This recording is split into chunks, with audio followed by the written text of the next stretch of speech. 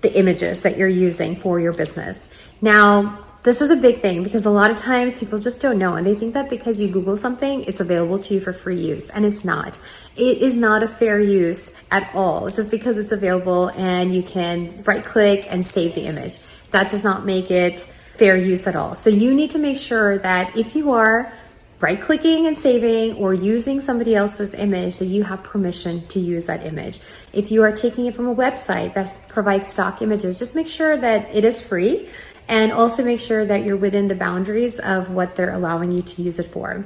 Some big thing that I've seen a lot, not just lately, but it's been happening, is that there are companies out there that post all of these pictures on Google. So when you do a search, it comes up in their images.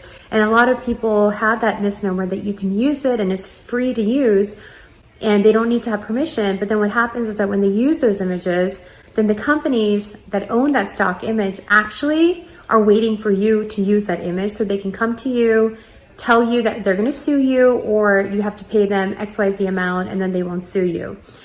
And that XYZ amount is usually really high. It's a little bit ridiculous, but it's not that high where you can say that someone's extorting you either, but you are using their product at the end of the day. Ultimately, it's theirs, it's protected by their copyright.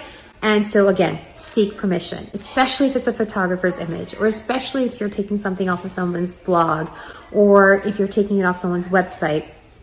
Get permission, get written permission that is signed by the owner, that they're giving you permission to use it, a license, or some form or fashion that you have that permission.